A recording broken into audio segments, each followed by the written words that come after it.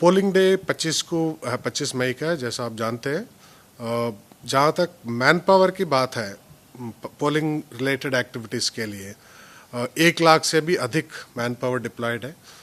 Polling personal हो, जो presiding officer और जो पोलिंग पार्टीज कहते हैं, उसके अलावा सेक्टर ऑफिसर्स है, माइक्रो ऑब्जर्वर्स है, और एक्सपेंडिचर का लेके असिस्टेंट एक्सपेंडिचर ऑब्जर्वर्स है अलग अलग कॉन्स्टिट्यूंसीज के लिए, फ्लाइंग स्क्वाड्स है, स्टैटिक सर्वेलेंस टीम है। ये कुल मिलाकर, या वीडियो टीम्स है, कुल मिलाकर 1 लाख से भी अधिक मैन पावर डिप्लॉयड है दिल्ली के इलेक्शन में। और ये सब ट्रेंड है, तैयार है फील्ड में 25 मई के लिए।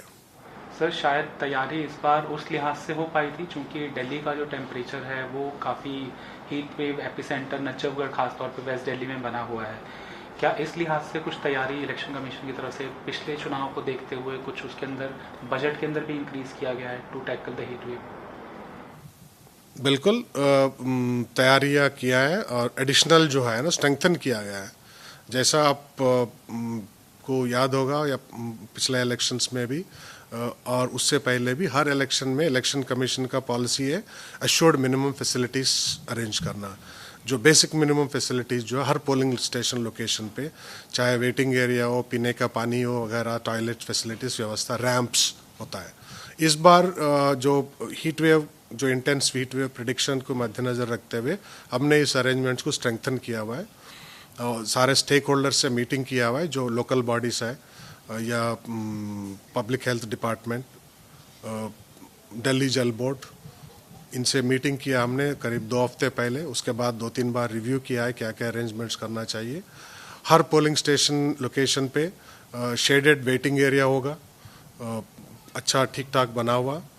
उसके अलावा वो पोलिंग बूथ के सामने जो क्यू रहेंगे वो भी कवर्ड होंगे, ताकि वो शेडेड एरिया में वेट करेंगे।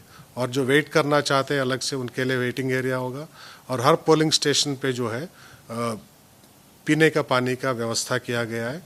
हमारा मोस्टली पोलिंग स्टेशन जो है स्कूल बिल्डिंग्स में है, चाहे प्राइवेट स्कूल्स हो, गवर्नमेंट स्कूल्स हो, एमसीडी स्कूल्स हो। और तकरीबन सारे स्कूल्स में वाटर कूलर्स और आरओ सिस्टम्स हैं। और कुछ बिल्डिंग्स जहाँ पे नॉन स्कूल बिल्डिंग्स है वहाँ पे हम एडिशनल अरेंजमेंट्स कर रहे हैं। तो ओवरऑल हर पोलिंग स्टेशन में कूल ड्रिंकिंग वाटर मिलेगा, पानी का व्यवस्था है।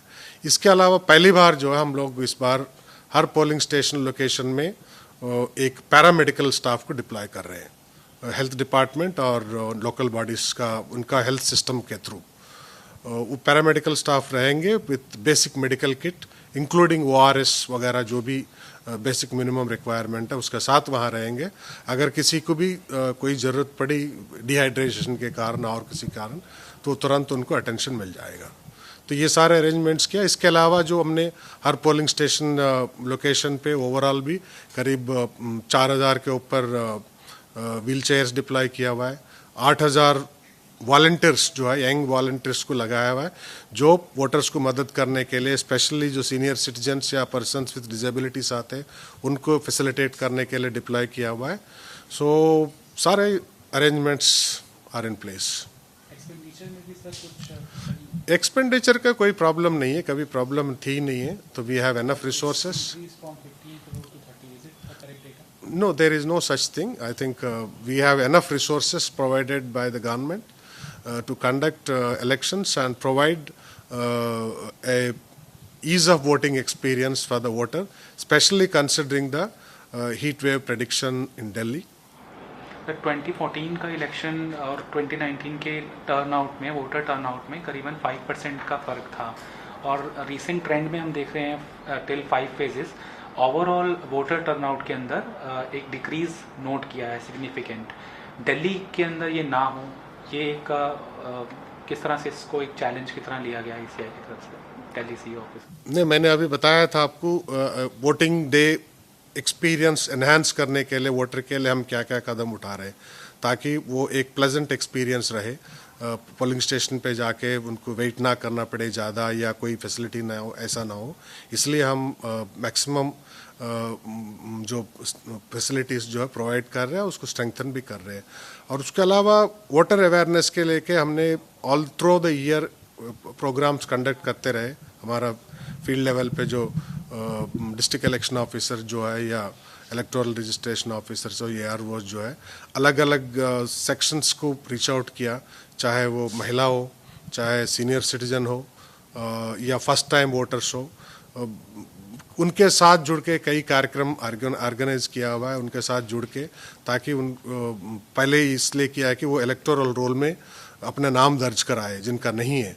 और अब जो प्रयास चल रहा है पिछले 2 महीने से जब सिलेक्शन हुआ है कि भाई उनको एंकरेज करें हर सेक्शन को कि भी आप बाहर आइए, अपना वोट कीजिए जो इलेक्शन वाला जो पोलिंग डे है 25 मई को।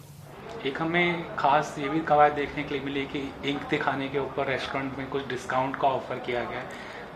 इस तरह का जो है काफ़ी इनिशिएटिव्स हमने लिया है और काफ़ी इवन इंडस्ट्री या जो मार्केट से भी इंकरेजमेंट मिल रहा है। फॉर एग्जांपल रैपिडो जो है बाइक एग्रीगेटर, उन्होंने हमें अप्रोच किया और ऑफ़र किया कि भाई वो राइड फ्री देंगे on the day of the election. जो सीनियर सिटीजन्स और पर्सन्स विद डिजेबिलिटीज़ जो है, दिव्यांगों को तो हम प्रोवाइड करते गवर्नमेंट की तरफ से जो है उनको पिकअप ड्रॉप करने का, लेकिन रैपिडो ने ऑफ़र किया कि हम प्रोवाइड करेंगे बाइक राइड टू वोटर्स, जो जनरल वोटर्स होते हैं, नॉर्मल वोटर्स। हमने उनको परमिशन दिया है, तो वो अभी वोटिंग डे जो है वोटर्स के लिए जो उनके ऐप के थ्रू बुक करता है, पोलिंग करने के बाद अपना घर जाने के लिए वो फ्री में ड्रॉप कर देंगे। इसी तरह जो स्विगी जो फूड ऐप है, उन्होंने अप्रोच किया है कि हम जो वोटर वोट करके अपना इंक मार्क दिखाते हैं उनको हमारा जो रेस्टोरेंट जो जिनके साथ वो टाई अप है उसमें अप टू 50% जो है डिस्काउंट देंगे।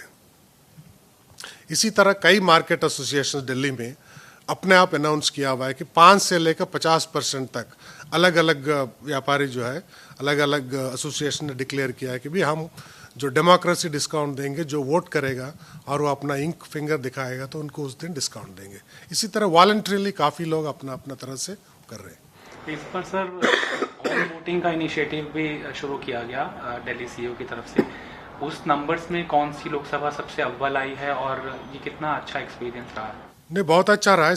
5,500 के करीब वोट लोगों ने ऑप्ट किया है और कल तक जो है ऑलमोस्ट 95% लोगों ने अपना वोटिंग एक्सरसाइज किया, होम वोटिंग का। कुछ लोगों का रह गया, वो आउट ऑफ स्टेशन है या कुछ बीमारी के कारण हॉस्पिटल वगैरह में चले गए, इस तरह रहा है। वो कोशिश जारी है कि उनसे भी वोटिंग कराए। ये बहुत अच्छा एक्सपीरियंस रहा है और सीनियर सिटीजन जो हमारे हैं और या दिव्यांग लोग जो है इतना खुश हुए। आपने देखा होगा मीडिया ने उनको अप्रोच किया तो उन्होंने उसका बहुत अप्रिशिएट किया है कि वो घर में बैठे उनको वोटिंग करने का, अपना वोट हक देने का व्यवस्था किया गया है। Sir last few questions, electoral health को इम्प्रोवाइज करने के बाद क्या कुछ डेटा है फाइनल, मेल फीमेल ट्रांसजेंडर, थोड़ा सा अगर आप ब्रीफ दे दें। नहीं, देखो हमारा अभी फाइनल जो निकला है वोटर स्ट्रेंथ 1,52,00,000 के करीब है दिल्ली का।